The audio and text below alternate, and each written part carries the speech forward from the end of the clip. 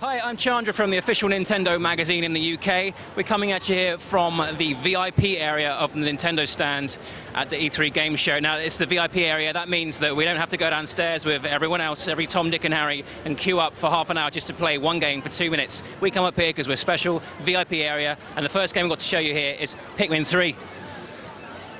Now, as you can see, you may know Pikmin very well. There's a Pikmin and a Pikmin 2, and they're fantastic games. Now, this follows the same kind of ideas. You control hundreds of little Pikmin and take them around and collect things to take back to your ship in order to get home. Now, the difference is this time around is that you've got rock Pikmin. Now, funnily enough, they look like rocks. They follow you around, so a little bit fatter, a little bit slower. Takes them longer to get places, but once they get there, you can throw them, and then they will sit down and throw themselves at obstacles to smash through obstacles. Now, what we've seen on one of the demos is an ice boss, so he's kind of like an arthropod insect kind of guy, but he's covered in ice armor. Now, you chuck your rock Pikmin at the ice to smash it, and then you can get through to his weak points and kill him, take him out. So that's Pikmin 3. I'm going to take you on to the next game now. Now, here we have something quite special, Game & Wario, which wasn't actually announced at the show. Nintendo chose not to talk about it, but the second the show was over, this was on the show floor rather, and fully playable. I think we all know what Game & Wario is about. It's a similar sort of mini games that take advantage of the Wii U gamepad in lots of different ways. Wacky, and Wario games always are.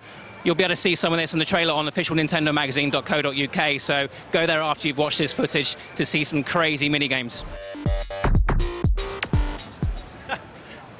So this next game is part of a larger game. So this is Nintendo Land. Now, Nintendo Land encompasses lots and lots of little games we'll be showing you as we go around. This particular one is Luigi's Ghost Mansion.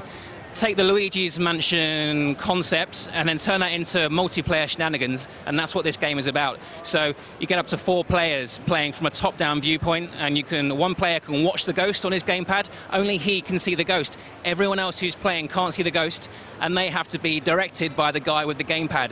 So it's quite strategic in where you place your people, but it's all about communication with your friends, telling them where to go, telling them what to expect, so that they can then shine their light in the right direction and unveil that ghost. Now, it is quite tactical because every time your friends use their flashlight, the battery runs down. If that battery goes flat, they then faint for a little while and they can't do anything. They need to go and then find a battery in order to pump up their charger again so that they can then go around and protect themselves. And so it's a little bit of a vicious cycle. You need electricity in order to flash the flashlight, but you can't use it for too long, otherwise you die. So that's where the guy with the gamepad comes in useful, because he can direct people around. Let's move on to the next game. Now, here you can see another of the games from Nintendo Land. This one's called Donkey Kong's Crash Course. Now, the camera zooms out for this one, and it's basically old-school Donkey Kong. You can control it in various different ways and use the gamepad in various different ways. So you can see this guy here. It's just tilting and turning in order to move the minecart around the course. Here we go. Now, yet another one of the Nintendo Land games. We've got here the Animal Crossing Suite today. It's pretty obvious. You walk around and collect things in the Animal Crossing world. Again, there's lots of different things to do, and the great thing about Nintendo Land is the variety. Each and every one of these little games lets you see yet another element of what Wii U can do and what the gamepad allows people to do. So we've had the Luigi theme, we've had the Donkey Kong theme, and we've had the Wario theme. This one is the Animal Crossing theme. There's something for everyone in Nintendo Land, and the likelihood is that it will come packed in with the machine. That's not us saying that officially, by the way, but it would seem to make sense because it's similar to Wii Sports in that came packed in with the machine. Let's move on to the next one.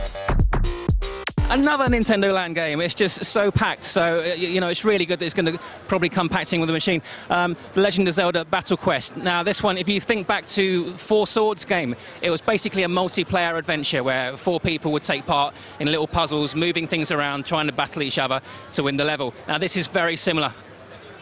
You can see on this screen, it's split up depending on how many people are taking part, so you can have 4 people, and everyone's doing something slightly different. So you've got the person with the gamepad here who's just like watching and seeing what's going on and moving things, and they can influence the gameplay by using the touchpad. And you've got someone else with the Wii remote. They're able to slash and hack to get through the dungeon and make it to the end. Lots of different ways of playing this game, lots of different scenarios, but basically it's cute little links in little link hats. Okay. This is Project P100, the secret game that wasn't announced at the show, but the second the show finished, rather the second the conference finished, Platinum announced this game online. It's a kind of a weird one to explain. There's a huge city that you're in, monsters are coming down, taking over the city, and it's your job to use the people that live in your city and turn them into weapons. So, for example, to get past a certain area, you need to use all the people that you're working with, turn them into a great big iron glove in order to pull an object out of the way.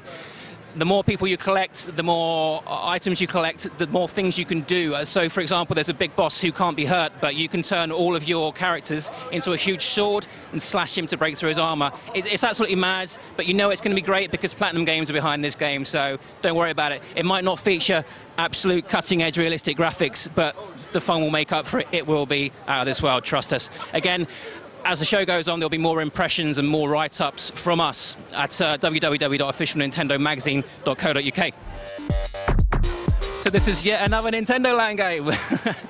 So this one's Takamuro's Ninja Castle. Now, Nintendo fans may remember this from last E3. This was the classic one they used to show off what the Wii U gamepad can actually do. So you're scrolling around the bamboo forest and you can quickly flick off ninja stars. It's basically yet another set of mini-games that use the gamepad in lots of different ways. So again, it's not a complete game in its own right, but as a mini-game, as part of Nintendo Land, it's going to be a lot of fun to play with your friends.